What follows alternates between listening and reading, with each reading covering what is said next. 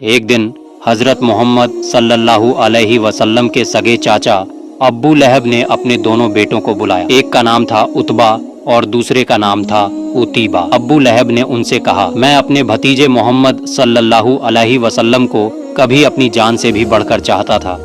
جب محمد پیدا ہوئے تھے تو میں نے خوشی میں اپنا غلام آزاد کر دیا تھا۔ رشتہ داری مضبوط کرنے کے لیے میں نے تم دونوں کی شادی محمد صلی اللہ علیہ وسلم کی بیٹیوں رقیہ اور ام کلثوم سے کر دی تھی، لیکن کسے معلوم تھا کہ وہی میرا بھتیجا ایک دن ہمارے خاندان کی عزت کو مٹی میں ملا دے گا۔ کون سوچ سکتا تھا کہ وہ ہمارے باپ دادا کے مذہب کو ٹھکرا کر خود کو نبی کہے گا۔ افسوس، اگر مجھے پہلے پتا ہوتا تو میں کبھی بھی تمہارا نکاح ان کی بیٹیوں سے نہ کرتا۔ یہ سن کر عتبہ اور عتیبہ چپ چاپ سر جھکائے زمین کی اور دیکھنے لگے، کیونکہ انہیں باپ کی آنکھوں میں دیکھ کر جواب دینے کی ہمت نہیں تھی۔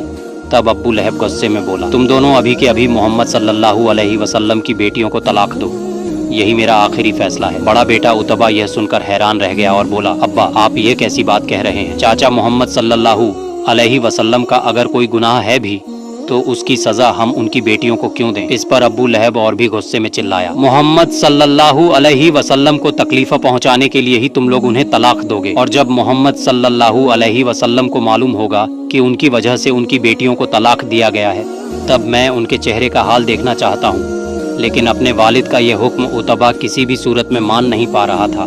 وہ اپنی بیوی سے جان سے بھی بڑھ کر محبت کرتا تھا۔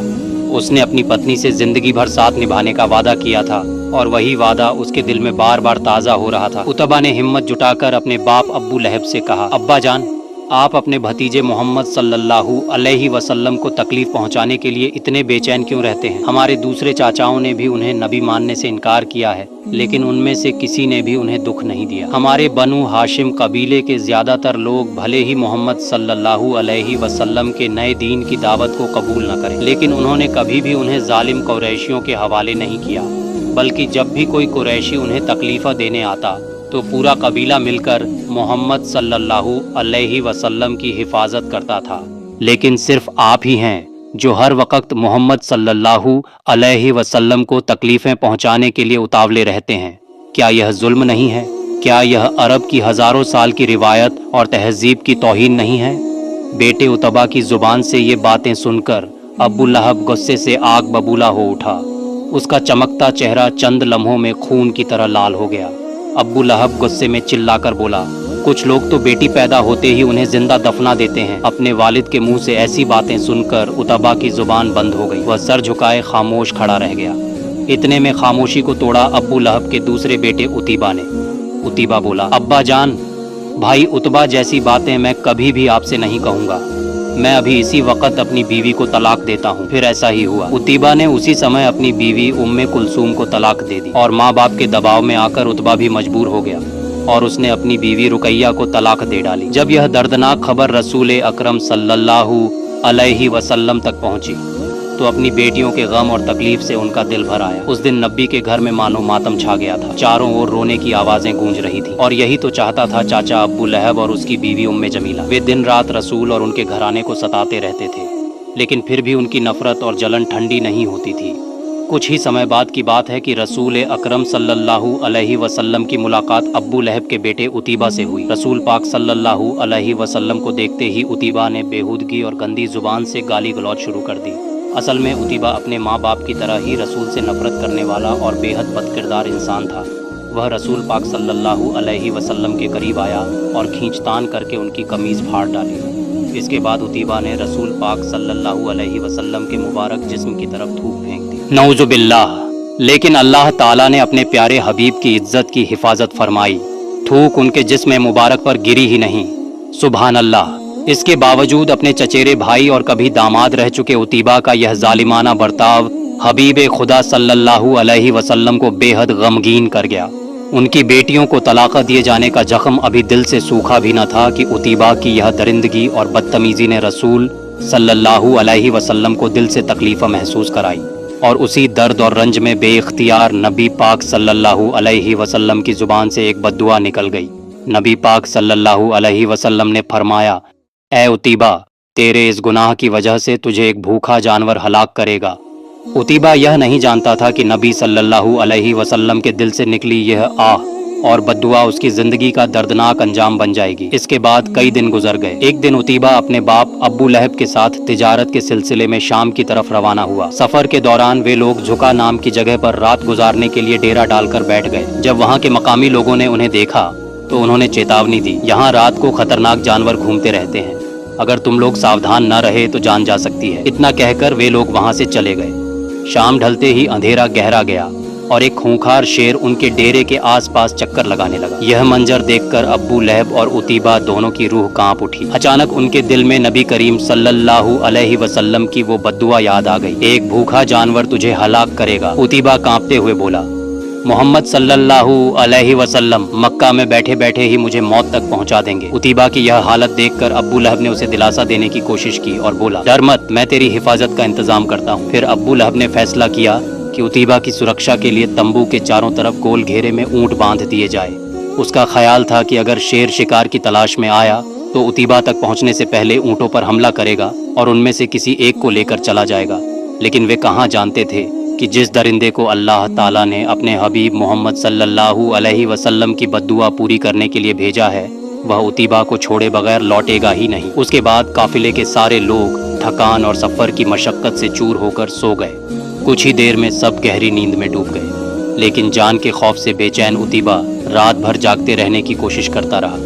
یہی نیند اس کی زندگی کی آخری نیند ثابت ہوئی۔ صبح جب سورج کی پہلی کرنیں پھیلیں تو قافلے کے لوگ نیند سے جاگ اٹھے۔ تبھی ابو لہب کی دردناک چیخیں گونج اٹھیں۔ لوگ دوڑ کر تمبو کی طرف پہنچے۔ وہاں انہوں نے دیکھا کہ ابو لہب زمین پر بیٹھا اپنے سینے پر ہاتھ مار مار کر ماتم کر رہا ہے۔ سب نے چاروں اور عتیبہ کو ڈھونڈا، لیکن عتیبہ کہیں نہ ملا۔ وہاں پڑا تھا بس اس کا خون سے لت پت کپڑا اور زمین پر بکھرا ہوا اس کا گندا ناپاک خون۔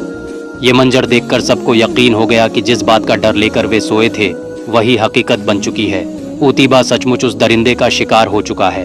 لوگ حیران تھے اس سوچ میں کہ اتنے مضبوط اور تندرست اونٹ موجود ہونے کے باوجود درندہ سیدھے عتیبہ پر ہی کیوں ٹوٹا، اور پھر یہ بھی کہ اونٹوں نے شور کیوں نہیں مچایا اور عتیبہ نے بھی چیخ کر مدد کیوں نہیں مانگی۔ وہ لوگ یہ نہیں جانتے تھے کہ یہ عتیبہ کا طے شدہ انجام تھا۔ رسول اللہ صلی اللہ علیہ وسلم کے ساتھ دشمنی کرنے کے باوجود بہت سے قریش معاف کر دیے گئے تھے۔ مدینہ کے مسلمانوں کے خلاف زیادہ تر جنگوں کی قیادت کرنے والے ابو سفیان کو بھی نبی پاک صلی اللہ علیہ وسلم نے معاف کر دیا تھا۔ اسی طرح ابو جہل کے بیٹے اکرمہ کے لیے بھی رسول اللہ صلی اللہ علیہ وسلم نے ہاتھ اٹھا کر اللہ سے دعا کی اور اس کے لیے معافی طلب کی۔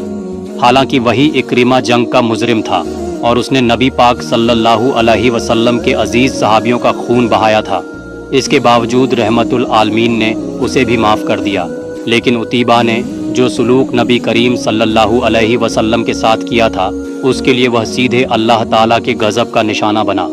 اللہ نے اس کے لیے جو دردناک انجام مقرر کر دیا تھا وہی اسے بھگتنا پڑا۔ اور جب اللہ کسی کو پکڑ لیتے ہیں تو کوئی بھی چالاکی یا کوئی بھی تدبیر انسان کو نہیں بچا سکتی۔ جب نبی کریم صلی اللہ علیہ وسلم مدینہ کی طرف ہجرت کر رہے تھے اس وقت بہت سے عجیب اور حیران کر دینے والے واقعات پیش آئے۔ جب رسول اللہ صلی اللہ علیہ وسلم اپنے عزیز صحابی حضرت ابو بکر صدیق رضی اللہ عنہ کے ساتھ غار ثور میں ٹھہرے ہوئے تھے تو قریش کے لوگ تلاش کرتے کرتے اسی غار تک پہنچ گئے۔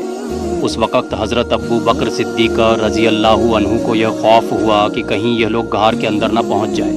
انہوں نے اپنی فکر کا اظہار رسول اللہ صلی اللہ علیہ وسلم سے کیا تو نبی پاک صلی اللہ علیہ وسلم نے انہیں تسلی دیتے ہوئے فرمایا، اے ابو بکر، ہم یہاں صرف دو نہیں ہیں، ہمارے ساتھ اللہ رب العالمین بھی ہے، وہی ہماری حفاظت کریں گے انشاءاللہ۔ اس کے بعد ایک کرامتی منظر سامنے آیا۔ اللہ کے حکم سے ایک مکڑی نے غار کے دروازے پر اپنا جال بلند دیا۔